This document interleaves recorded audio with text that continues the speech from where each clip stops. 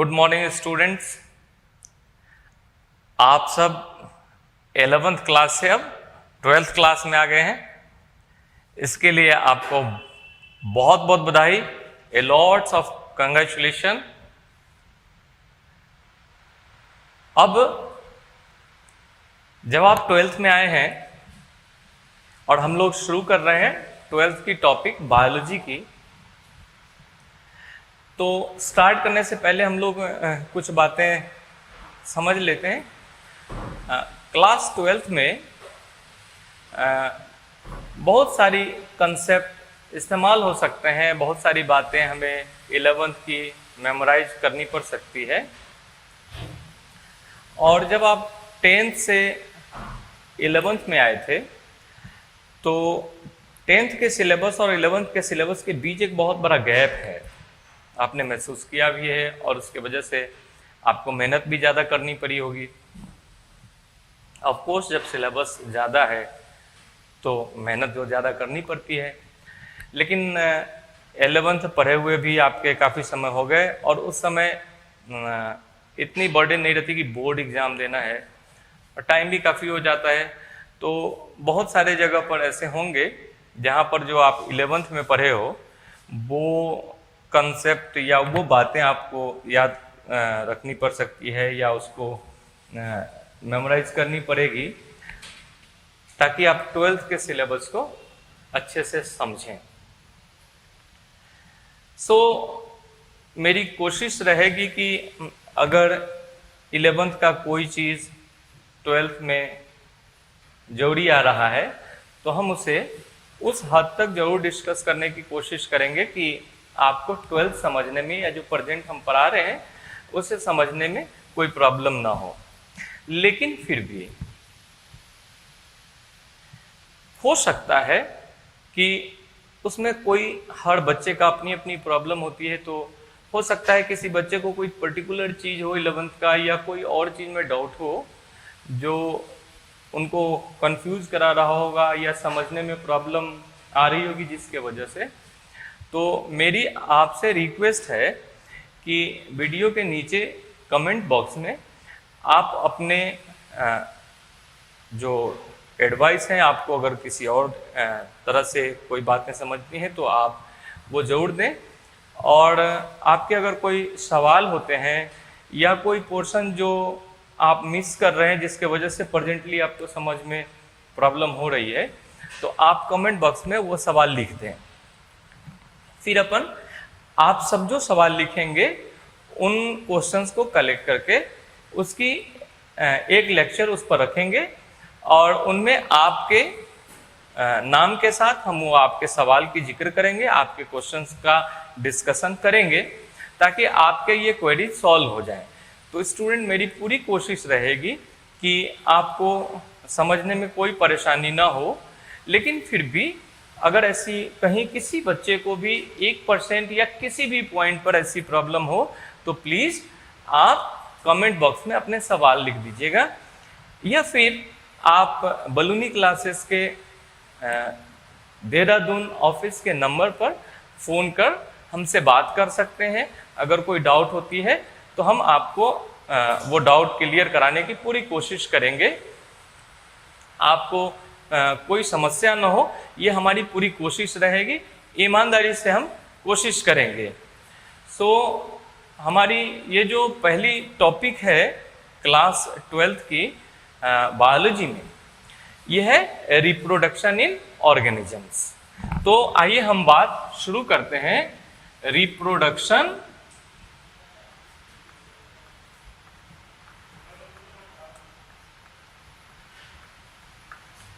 इन organisms.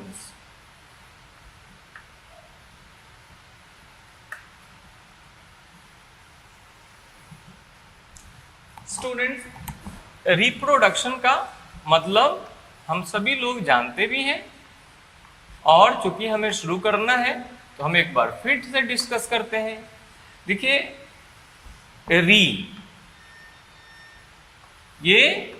री का means जब हम लोग कोई नंबर डायल करते हैं और एक बार में नहीं लगता है तो हम क्या कहते हैं, रीडायल करो। री मतलब दोबारा डायल करना है, अगेन।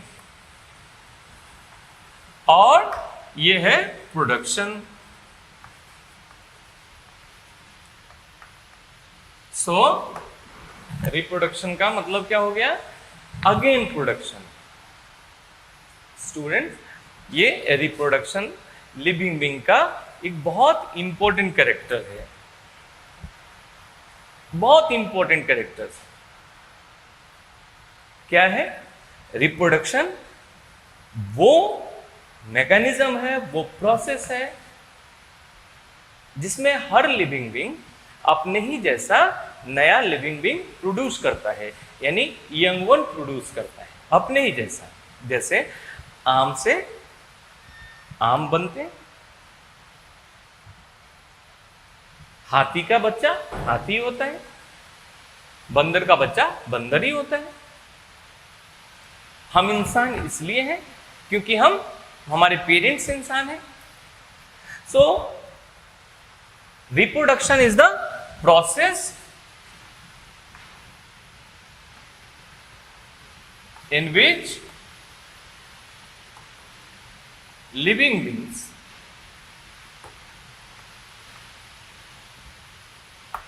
are produce their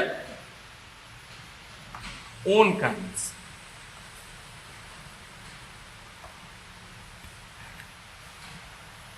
जैसा कि मैं कहा कि रिप्रोडक्शन लिविंग बीइंग का एक बहुत इंपॉर्टेंट कैरेक्टर है, यानी जो लिविंग बीइंग रिप्रोड्यूस कर रहा है उसकी तो अपने आप में ही पहचान है कि वो लिविंग है। जो बॉडी रिप्रोड्यूस कर रहा है वो लिविंग ही है। लेकिन स्टूडेंट, रिप्रोडक्शन के बेसिस पर अपन लिविंग और नॉन लिविंग को डिफरेंशिएट नहीं कर सकते। क्यों नहीं कर सकते? क्योंकि बहुत सारे ऐसे भी लिविंग हो सकते हैं, ऐसे भी बॉडी हो सकते हैं जो लिविंग तो है बट रिप्रोडक्शन नहीं कर पाए। जैसे जब मेल लायन और फीमेल टाइगर के बीच क्रॉस से इंडिविजुअल प्रोड्यूस होते हैं तो वो यंग वन स्टेराइल होते हैं। अब वो उसको हम लोग, चूंकि मेल लायन है फीमेल टाइगर है, तो जो बच्चा होता है उसको हम लोग लाइगर कहते हैं। और इसी तरह अगर मेल टाइगर है और फीमेल लायन के बीच क्रॉस से यंग वन प्रोड्यूस होता है तो उसे हम लोग टाइगोरिश कहते हैं। लेकिन ये लाइगर या टाइगोरिश लिविंग तो है पर रिप्रोड्यूस नहीं कर सकता, स्टेराइल है। ऐसे ही म्यूल या हिनी जो हॉर्स और डंकी के बीच के क्रॉस से बनते हैं तो ये स्टेराइल तो है। अब स्टेराइल है तो हमने कहा था कि लिविंग का एक इंपॉर्टेंट कैरेक्टर है रिप्रोडक्शन, पर ये रिप्रोडक्शन तो नहीं कर रहे, तो क्या इसको नॉन लिविंग कहा जाए? कदापि नहीं। सो हमने कहा आपको कि reproduction is the most important character of living being, but living and non living should not be differentiated on the basis of reproduction। नहीं करना चाहिए। हाँ, जो बॉडी रिप्रोड्यूस कर रहा है डेफिनेटली वो लिविंग है। अब सवाल है कि ये रिप्रोडक्शन का तो हम आगे बात करेंगे कैसे कैसे मैकेनिज्म है प्लांट्स में भी एनिमल्स में भी, लेकिन रिप्रोडक्शन के बेसिकली दो मोड्स हैं। एक जिसमें मेल और फीमेल गैमेट्स यानी कहिए दो बॉडी का जेनेटिक मटेरियल यानी डीएनए कंबाइन होकर नया यंग वन डेवलप करता है, तो उसे हम कहते हैं कि ये बाई पेरेंटल यानी कि सेक्सुअल रिप्रोडक्शन है। और दूसरा जो मोनोपेरेंटल है, सिंगल बॉडी प्रोड्यूस होती है, उसे अपन कहते हैं असेक्सुअल रिप्रोडक्शन है, मोनोपेरेंटल रिप्रोडक्शन है, इसमें दो गैमेट्स या दो डिफरेंट बॉडी या सेल्स के जेनेटिक मटेरियल कंबाइन होने की जरूरत नहीं पड़ती है। तो अगर हम एक कॉमन सेक्सुअल रिप्रोडक्शन के इवेंट्स की बात करते हैं तो उसके कुछ खास इवेंट्स हैं जिसमें हम जानते हैं कि ये मेल गैमेट है।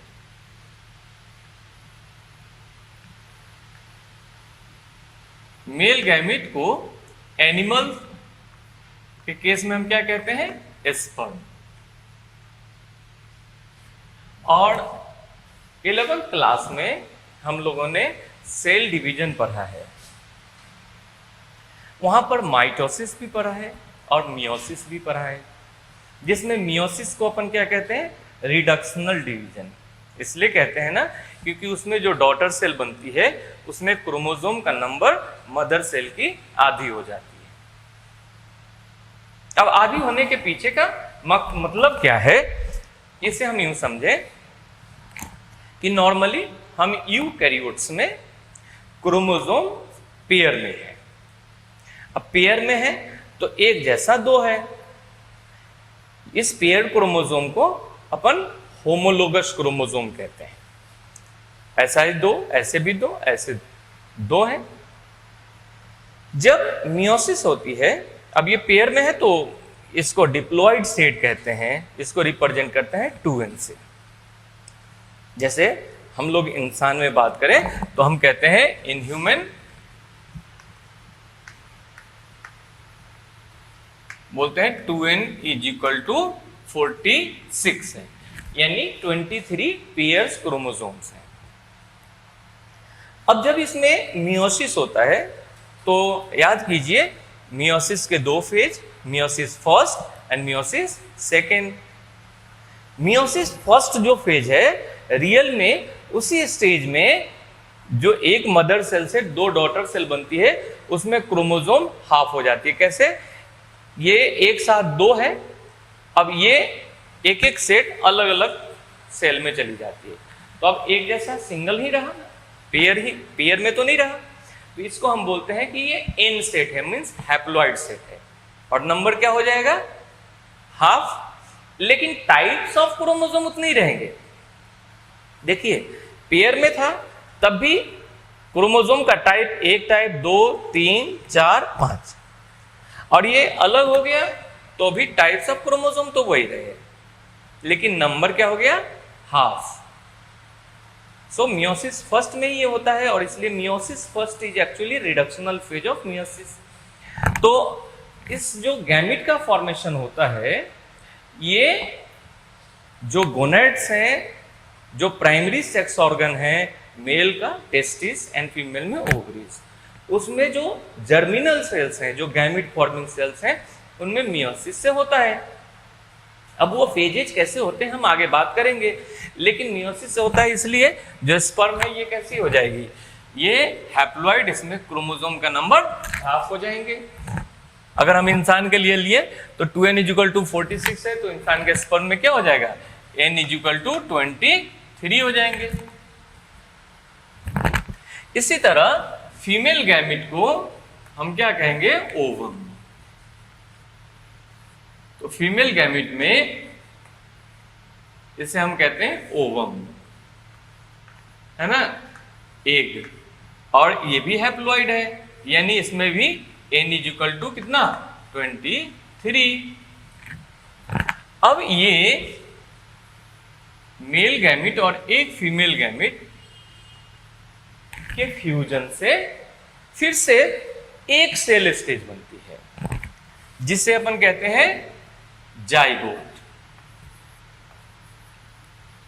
स्टूडेंट, ये n और ये n क्या हो जाएगा? 2n, और 2n = क्या हो जाएगा? फिर से 46। तो ये सिंगल सेल्ड स्टेज है। अब देखिए, मैं इन जो बात है ये इन बातों पर दो चीजें आपको समझाता हूं। एक तो ऐसे समझिए कि ये मेल गैमेट या फीमेल गैमेट, तो ये एक जनरेशन था, पेरेंटल जनरेशन है, और ये जैसे ही जाइगोट बना तो एक अगली जनरेशन की शुरुआत हो गई। सो हम सभी मल्टी सेलुलर एनिमल्स हैं, लेकिन हम लोग अपने प्राइमरी स्टेज में सिंगल सेल भी डेवलप हुए होंगे, जिसको हम जाइगोट कहते हैं।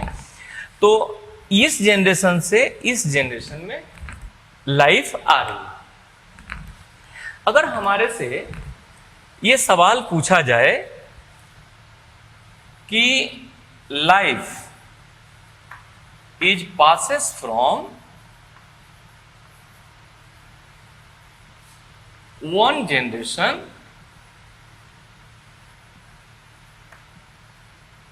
टू द नेक्स्ट एज, और ऑप्शन दे दिया जाए हमें स्पर्म, ऑप्शन दे दिया जाए ओवम, ऑप्शन दे दिया जाए प्रोटोप्लाज्म, एंड ऑप्शन दे दिया जाए सेल। ठीक है ना? अब ये 4 ऑप्शन हैं। ये मल्टीपल चॉइस क्वेश्चन है, तो मैं आपको एक चीज बताना चाहता हूं कि जो मल्टीपल चॉइस क्वेश्चन होते हैं ना, उनमें जरूरी नहीं है कि कोई एक ही ऑप्शन सही है। देखिए, सही और एप्रोप्रिएट में थोड़ा फर्क है। जो ऑप्शंस दिए गए हैं हमें 4, उनमें हो सकता है कि एक से ज्यादा ऑप्शन सही है, लग रहे हो, सही है भी, लेकिन मल्टीपल चॉइस क्वेश्चन बनाने में जब ऐसी परिस्थिति आए तो हमें ध्यान रखना चाहिए कि इन 4 ऑप्शन में कौन सा ऑप्शन सबसे ज्यादा सुटेबल है, उपयुक्त है, सबसे एप्रोप्रिएट है। किस ऑप्शन को हम सेलेक्ट करेंगे तो उससे हमारे सारे कंसेप्ट क्लियर हो जाएंगे, कोई कंफ्यूजन नहीं रहेगा, उसे सेलेक्ट करना चाहिए। जैसे देखिए, हमने कहा life is passes from one generation to the next as, तो इस जनरेशन से स्पर्म भी तो आया है, गलत बात तो नहीं है, लेकिन केवल स्पर्म ही आया है ऐसा तो नहीं है। हमारे अंदर जो लाइफ प्रोसेस ओरिजिनेट हुआ वो इन दोनों के मिलने के बाद हुआ, तो केवल स्पर्म बोलते हैं तो आधी अधूरी बात हो जाएगी। इसी तरह केवल ओवम बोलते हैं तो भी आधी अधूरी बात हो जाएगी ना। और प्रोटोप्लाज्म, प्रोटोप्लाज्म है तो लाइफ है, तो बात सही है, प्रोटोप्लाज्म का एक्टिवेशन ही लाइफ है, लेकिन प्रोटोप्लाज्म इसके अंदर है, वो निकल के नहीं आया है। आया कैसे है? ये दोनों गैमेट्स आए, और ये दोनों गैमेट्स क्या है? सेल है। तो अगर हम सेल्स दे देते हैं ये आंसर, तो इसके अंदर सब के सब आ जाएंगे। स्पर्म भी सेल है, ओवम भी सेल है, प्रोटोप्लाज्म इसी सेल में है। सो इसमें हमारे को मोस्ट एप्रोप्रिएट ऑप्शन लग रहे हैं सेल। तो ऐसे सवालों को बनाने में ये चीजें ख्याल रखनी है। खैर, जब हम बात कर रहे हैं कि ये जाइगोट बना, तो ये किसी मल्टी सेलुलर ऑर्गेनिज्म का वो प्राइमरली स्टेज होता है।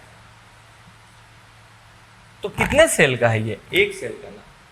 और आज हम बहुत सारे सेल्स के बने हैं, यानी हम कहते हैं ना कि cell is the structural and functional unit of living body. इसका मतलब है कि जब हम छोटे थे तो हमारे अंदर सेल आज से कम था, क्योंकि जैसे ईंट के जुड़ने से एक एक ईंट से बिल्डिंग बनती है, तो बिल्डिंग जितनी बड़ी होगी उसमें तो ईंट ज्यादा लगे होंगे ना। तो आज हम बड़े हुए तो हमें पहले से तो ज्यादा सेल्स हो गए, तो जब हम छोटे थे तो सेल्स का नंबर कम था, और छोटे थे तो और कम था।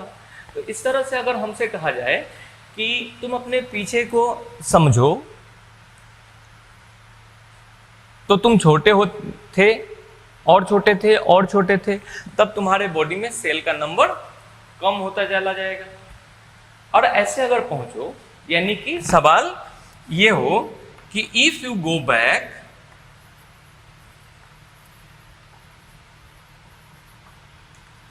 and reduce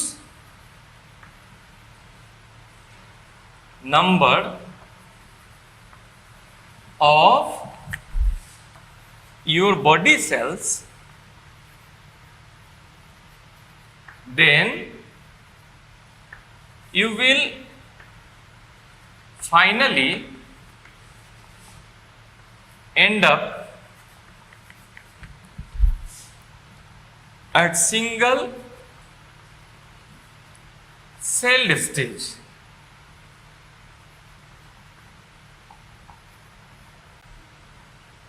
That was, वो सिंगल सेल स्टेज कौन था?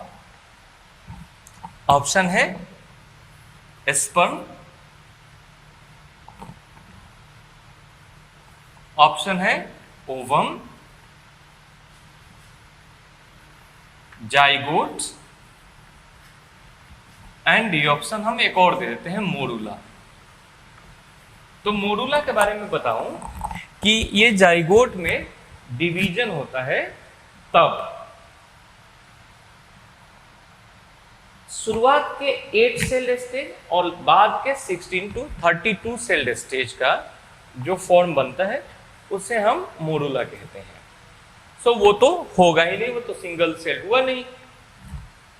मोरूला का जो इनिशियल स्टेज है उसी में 8 सेल्स होते हैं, तो वो तो नहीं रहा, ये खत्म हो गई बात। जाइगोट देखिए यही पहला स्टेज है, इसलिए इसे टिक किया हमने। स्पर्म या ओवम ने इंडिविजुअल इसलिए नहीं कहा कि इंडिविजुअल ओवम में हमारी कोई अस्तित्व नहीं थी, इंडिविजुअली या इंडिविजुअली स्पर्म में हमारी कोई अस्तित्व नहीं थी। हमारी अस्तित्व तब आई जब ये जाइगोट का फॉर्म आया और ये सिंगल सेल स्टेज था।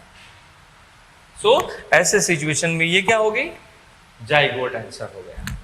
तो स्टूडेंट्स अब इस जाइगोट में जब डिवीजन होता है तो उस डिवीजन से जो स्टेज बनता है वो मोरूला स्टेज होता है। अब इसी जाइगोट से एक मल्टी सेलुलर बॉडी बनता है। कैसे बनता है? तो ये जाइगोट हम लोग क्या बात किए, एक सेल है। तो एक सेल में डिवीजन होता है, हम लोग पढ़ रखे हैं सेल डिवीजन, तो उससे 2 डॉटर सेल बनेंगे, 2 से 4 ऐसे बढ़ते हैं ना। अब ये जाइगोट है, तो इस जाइगोट में क्रोमोसोम पेयर में है। इससे जो डॉटर सेल बनेंगे उसमें क्रोमोसोम का नंबर मदर सेल के बराबर ही होगी। तो देखिए हमारे दिमाग में एक बात आता है कि साहब जो डॉटर सेल में क्रोमोसोम का नंबर मदर सेल के बराबर होती है, तो हम लोगों ने 11th में पढ़ा है कि उसे हम क्या कहते हैं, माइटोसिस, इक्वल डिवीजन कहते हैं। पर स्टूडेंट यहां जो जाइगोट में डिवीजन है उसके लिए एक खास शब्द इस्तेमाल होता है और उसे हम लोग कहते हैं क्लीवेज। क्लीवेज क्यों कहते हैं थोड़ा सा अभी समझ ले, डिटेल हम आगे बात करेंगे। देखिए इसमें बने हुए डॉटर सेल में क्रोमोसोम का नंबर मदर सेल के बराबर ही होती है। ये बात जनरल माइटोसिस जैसा सिमिलर ही होता है, लेकिन ऐसे कई मामले हैं, ऐसे कई कारण हैं जिसके वजह से हम इसे जनरल माइटोसिस से अलग एक खास शब्द रखते हैं, क्लीवेज। और यह बात केवल जाइगोट में होने वाला ही डिवीजन तक शामिल है और कहीं इसका इस्तेमाल नहीं होता।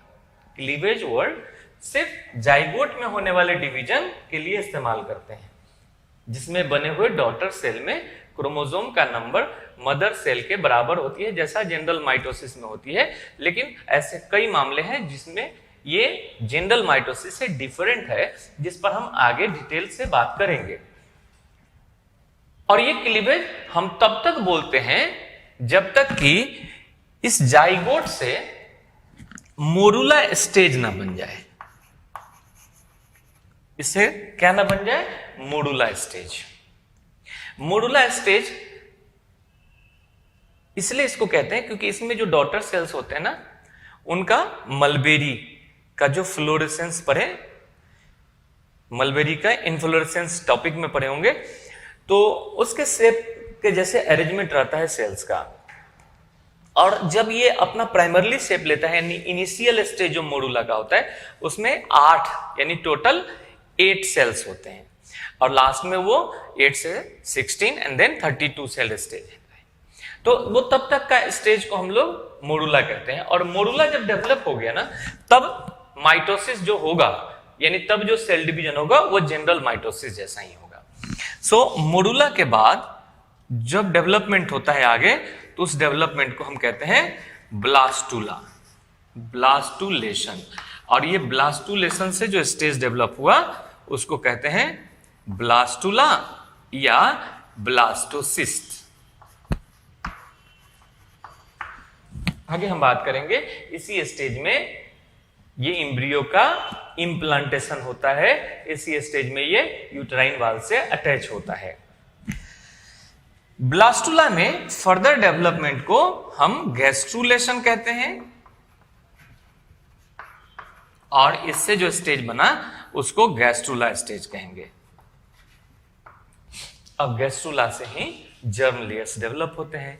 11th क्लास में जब हम लोग एनिमल किंगडम पढ़े होंगे, तो उस समय हम पढ़े होंगे कि जिन एनिमल्स के डेवलपमेंट में एक्टोडर्म और इंडोडर्म 2 जर्म लेयर्स बनते हैं, वो डिप्लोब्लास्टिक एनिमल्स होते हैं। याद कीजिए, वो डिप्लोब्लास्टिक एनिमल्स कौन कौन फाइलम में आते हैं? एक फाइलम पोरीफेरा जिसमें स्पॉन्जेज हैं, फिर फाइलम सिलेंट्रेटा जिसमें हाइड्रा, ओवेलिया, फाइसेलिया, ओरेलिया पढ़े थे, और फाइलम टीनोफोरा जिसमें टीनोप्लाना पढ़े, बिरोए। तो ये गैस्ट्रुला स्टेज से बना जर्म लेयर्स। जर्म लेयर्स से सेल का डिवीजन भी होता है और सेल का डिफरेंशिएशन भी होता है। ये सेल डिवीजन और डिफरेंशिएशन, देखिए सेल का डिफरेंशिएशन 2 बातों पर डिपेंड करता है। एक उनके अंदर का जीन रेगुलेशन, और दूसरा उनका डिवीजन ऑफ लेबर। तो सेल डिवीजन भी होता है, डिफरेंशिएशन भी होता है, और इस वजह से ये जर्म लेयर से डेवलप होता है टिश्यूज। स्टूडेंट, टिश्यूज के डेवलपमेंट को कहते हैं अपन हिस्टोजेनेसिस। ठीक है ना? अब ये टिश्यूज से ऑर्गन बनते हैं, तो ऑर्गन्स डेवलप होते हैं, तो इसको अपन बोलते हैं ऑर्गेनोजेनेसिस।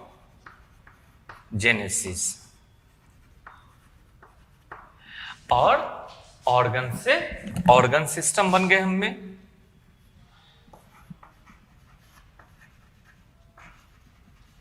जब ऑर्गन सिस्टम हमारे बन जाते हैं, तो कोई इंडिविजुअल अपना ओरिजिनल शेप में आ जाता है, वो एम्ब्रियो, और तब हम उसे कहते हैं कि ये फीटस बन गया।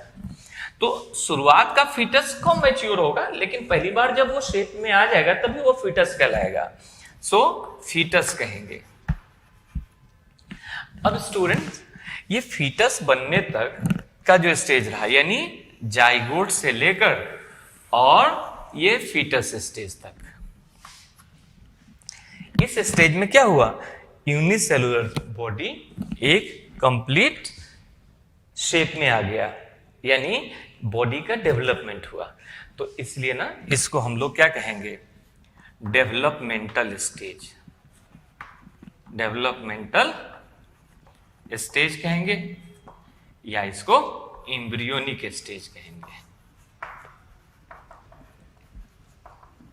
अब देखिए, एम्ब्रियोनिक स्टेज आप इसमें से किसी को कह सकते हैं, लेकिन फीटस आप हर किसी को नहीं कह सकते। जैसे ये ब्लास्टुला है तो ये फीटस नहीं है।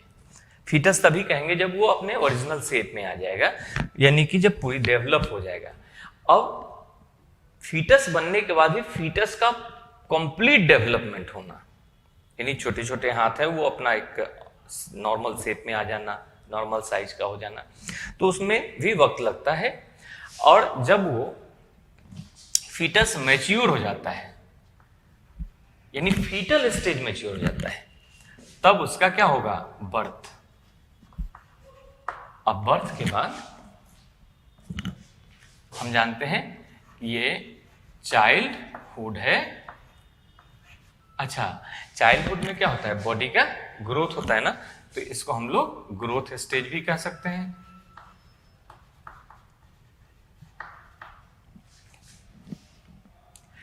ग्रोथ होते होते एक स्टेज आता है, जैसे कि आप मतलब 14, 15, 16, 17 ईयर्स में है, तो ये जो स्टेज आया ये एडोलसेंस स्टेज है।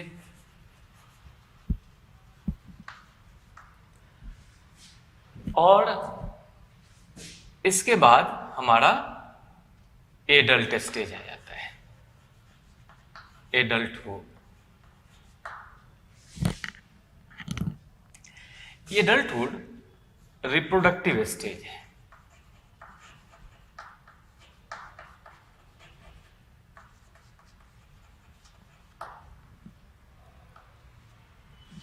और धीरे धीरे ये बुढ़ापे की ओर बढ़ता है। तो बुढ़ापे की ओर बढ़ता है तो इसे हम कहते हैं ओल्डहुड आ गया। ओल्डहुड मतलब धीरे धीरे अब हमारे टिश्यूज ज्यादा नष्ट होते हैं, ज्यादा डैमेज होते हैं, उसके तुलना में बनते कम हैं, तभी तो झुर्रियां पड़ने लगती है। तो ये हम इसको डीजेनेरेटिव स्टेज भी कह सकते हैं। और फिर इंसान का डेथ हो जाता है, या किसी ऑर्गेनिज्म का डेथ हो जाता है। तो अगर हम इसको देखें कि सब यहां से ये बर्थ के बाद एडल्ट बनने तक, बर्थ के बाद एडल्ट बनने तक ये स्टेज है ना। अब इस स्टेज में बॉडी ग्रोथ किया है और अटेन किया है रिप्रोडक्टिव लाइफ, है ना। तो इसलिए हम इस स्टेज को कहते हैं कि ये जुवेनाइल स्टेज है। यानी जुवेनाइल स्टेज का मतलब कि जब तक बर्थ से बॉडी रिप्रोडक्टिव स्टेज में ना आ जाए, तब तक के फेज को हम जुवेनाइल फेज कहते हैं, जुवेनाइल स्टेज कहते हैं। हम आगे डिस्कस करेंगे कि इन फेज में क्या क्या चेंज आता है, कैसे कैसे ये होता है। तो इस जुवेनाइल स्टेज में क्या हुआ, organisms develop capacity to reproduce, है ना। अब आ गया ये रिप्रोडक्टिव स्टेज, ये इसको हम मैच्योरिटी स्टेज भी कह सकते हैं। मैच्योरिटी स्टेज में क्या हो गया, इस स्टेज में ऑर्गेनिजम्स में रिप्रोडक्शन शुरू हो जाता है, यानी रिप्रोडक्शन बिगिंस। धीरे धीरे ऑर्गेनिज्म ओल्ड स्टेज में आता है।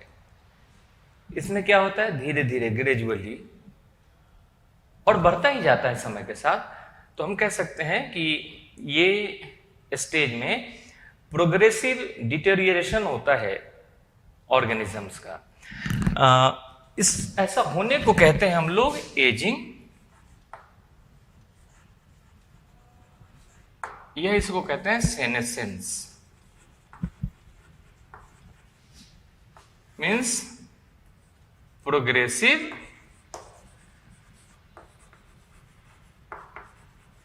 डिटोरियरेशन,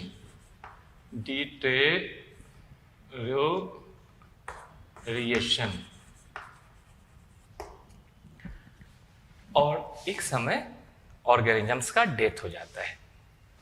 तो डेथ का मतलब क्या है? डेथ का मतलब ये वो सारे वाइटल एक्टिविटीज जो लिविंग बींग्स में हो रहे हैं वो पूरी तरह समाप्त हो जाते हैं। हम समझ जाते हैं इस बॉडी का डेथ हो गया। यानी ये जो डेथ का स्टेज है ये क्या है? Complete cessation of all vital activities of organisms.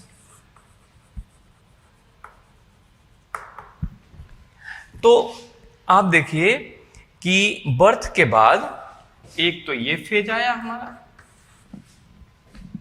दूसरा ये फेज आया, तीसरा ये एजिंग का फेज आया, और फोर्थ ये डेथ का फेज आया। अब ये चार फेज को अगर हम एक साथ देखें, यानी बर्थ से लेकर डेथ तक का, बर्थ टू डेथ, ये बर्थ से लेकर डेथ तक का जो हमारा टाइम पीरियड है इसको अपन कहते हैं लाइफ स्पैन। लाइफ स्पैन जीवन अवधि। अलग अलग ऑर्गेनिजम्स का अलग अलग जीवन अवधि होता है। अब एग्जाम्पल के तौर पे बात करें तो मे फ्लाई सिर्फ एक दिन उसका लाइफ स्पैन है, तो वही जायंट टॉर्टोइज का 100 से 150 साल, 100 to 150 ईयर्स है। तो अलग अलग एनिमल्स का, अलग अलग ऑर्गेनिजम्स का लाइफ स्पैन अलग होता है। लेकिन लाइफ स्पैन हम कब कंसीडर करते हैं? From birth to death. लेकिन इस लाइफ स्पैन के बीच में अगर हम देखें तो जब ये रिप्रोडक्टिव स्टेज आता है, जब मैच्योरिटी आता है, तो ये ऑर्गेनिज्म फिर रिप्रोड्यूस करता है। तो ऑर्गेनिज्म जब फिर रिप्रोड्यूस करता है तो इसी तरह लाइफ की कंटिन्यूटी रहती है।